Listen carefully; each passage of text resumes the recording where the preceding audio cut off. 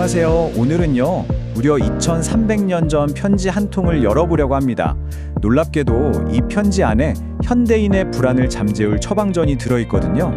자, 시작부터 아주 도발적입니다.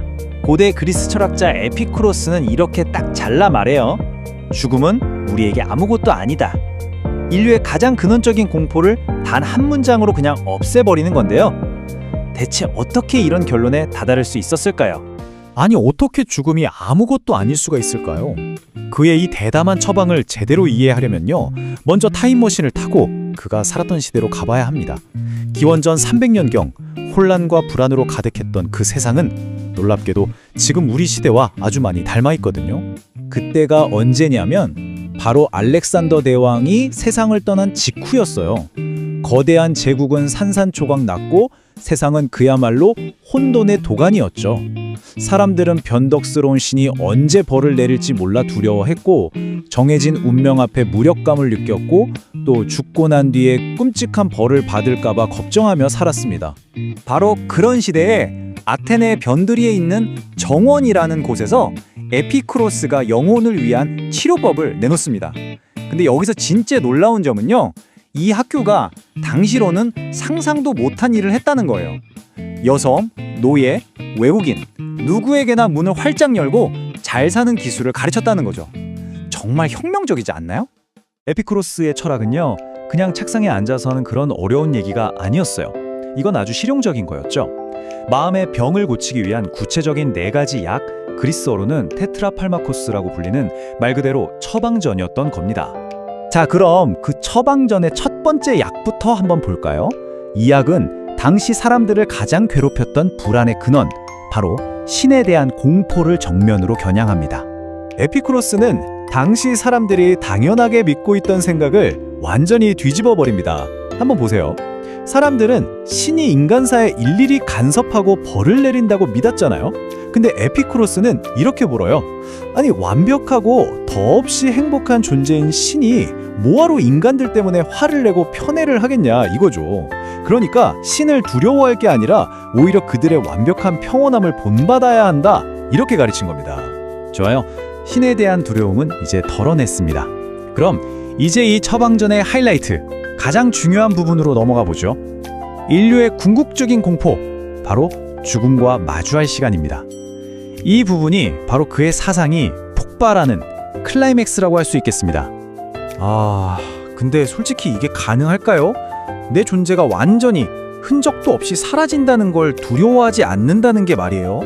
이 엄청난 질문에 대해서 에피쿠로스는 어떤 믿음이나 신앙이 아니라 정말 차가울 정도로 명쾌한 논리로 대답합니다.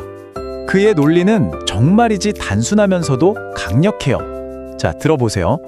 우리 몸과 영혼은 전부 원자라는 작은 알갱이로 이루어져 있다. 그리고 죽음은 그냥 이 원자들이 흩어지는 현상일 뿐이다. 자, 그럼 생각해보세요. 고통을 느낄 나라는 존재 자체가 사라지는데 도대체 뭐가 두렵다는 걸까요?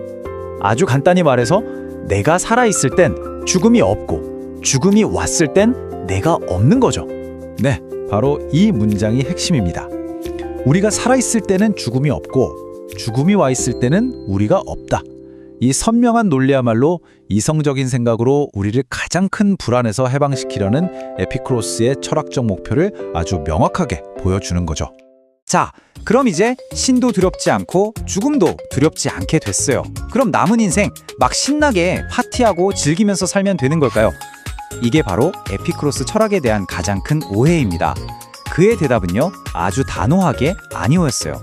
그는 욕망을 아주 냉철하게 3가지로 딱 나눠서 분석합니다. 진정한 즐거움은 더 많이 가지는 데서 오는 게 아니라 오히려 더 적게 필요로 하는 상태에서 온다고 봤어요. 특히 주목할 건 헛된 욕망인데요. 예를 들어 명예, 권력, 아니면 요즘으로 치면 SNS의 좋아요 같은 것들이요. 이건 밑빠진 독에 물 붓기라서 절대 채워줄 수 없고 결국 우리를 불안하게만 만드니까 아예 없애버리라고 조언합니다. 그럼 그가 진짜로 추구했던 쾌락은 뭘까요? 첫 번째는 바로 아타락시아입니다. 이게 뭐냐면 마음의 평온, 그러니까 외부에서 무슨 일이 터져도 내 마음은 흔들리지 않는 완전한 고요함을 말해요. 이게 행복의 첫 번째 조건이었던 거죠. 그리고 두 번째는 아포니아입니다. 이건 몸에 고통이 없는 상태를 말해요. 결국 에피쿠로스가 말한 최고의 쾌락, 최고의 즐거움이란 건 아주 단순한 거였어요. 마음에 불안이 없고 몸에는 고통이 없는 상태, 바로 이 평온한 상태가 쭉 이어지는 삶이었던 거죠. 그렇다면요, 이렇게 마음은 고요하고 몸은 편안한 상태를 도대체 어떻게 만들 수 있을까요? 그의 마지막 처방을 보면요, 그 방법이 무슨 대단한 걸 이루는 게 아니라 우리 삶의 태도를 살짝 바꾸는 데 있다는 걸 알게 됩니다. 자, 이제 처방전의 마지막 두 가지 이야기입니다. 이건 훨씬 더 실용적이에요. 바로 좋은 것은 얻기 쉽다, 그리고 끔찍한 것은 견디기 쉽다는 통찰입니다. 이 두 가지가 앞에서 먹은 약들의 효과를 계속 유지시켜주는 역할을 하는 셈이죠. 세 번째 약, 좋은 것은 얻기 쉽다. 이게 무슨 말이냐면요, 우리에게 진짜 만족감을 주는 것들은 사실 아주 소박하고 우리 주변에 널려 있다는 깨달음이에요. 생각해보세요. 배고플 때 먹는 빵 한 조각, 목마를 때 마시는 시원한 물 한 잔, 정말 꿀맛이잖아요. 바로 이런 기본적인 필요가 채워질 때 우리는 이미 몸의 평온, 즉 아포니아를 누리고 있는 거라는 거죠. 자, 이제 마지막 약입니다. 바로 고통을 대하는 우리의 자세에 대한 건데요. 그는 고통이란 게 아주 강렬하면 금방 끝나고 만약 오래 간다면 그건 견딜만한 수준일 뿐이라고 말해요. 즉, 어떤 고통이든 결국은 견뎌낼 수 있다는 거죠. 실제로 그는요, 죽기 직전의 극심한 고통 속에서도 친구들과 나눴던 즐거운 대화를 떠올리면서 마음의 기쁨을 잃지 않았다고 편지에 직접 썼습니다. 정말 대단하죠. 그러니까 결국 에피쿠로스가 우리에게 보여준 길은 아주 명확해요. 첫째, 욕망을 줄여서 단순하게 살 것. 둘째, 돈이나 명예보다 깊은 우정을 소중히 할 것. 그리고 셋째, 세상의 시끄러운 소음에서 한 발짝 물러나 드러나지 않게 사는 것. 이게 바로 평온으로 가는 길이라는 겁니다. 자, 그럼 이 네 가지 약이 우리 삶 속에서 어떻게 어우러져서 효과를 발휘할까요? 에피쿠로스가 우리에게 약속했던 그 궁극적인 평온에 대해서 마지막으로 정리해 보겠습니다. 다시 한번 되새겨 볼까요? 신을 두려워하지 마라. 죽음을 걱정하지 마라. 좋은 것은 얻기 쉽다. 끔찍한 것은 견디기 쉽다. 이 네 문장이 바로 테트라파르마코스입니다. 에피쿠로스는 이 말을 주문처럼 밤낮으로 외우라고 했죠.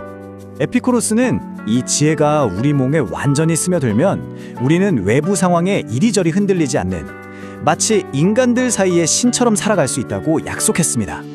그러니까 그냥 기분 좀 나아지는 게 목표가 아니에요. 밖에서 무슨 일이 일어나든 내 안의 평화는 깨지지 않는 그런 경지에 이르는 게 최종 목표인 거죠. 2-3천 년 전에 쓰인 이 편지는요, 그냥 오래된 문서가 아닙니다. 오늘을 살아가는 우리 한 사람 한 사람에게 던지는 날카로운 질문이죠. 자, 여러분 자신의 평온을 위해서 바로 오늘 기꺼이 내려놓을 수 있는 헛된 욕망은 무엇인가요? 시청해주셔서 감사합니다. 구독과 좋아요 부탁드리고 다음 영상에서 만나요.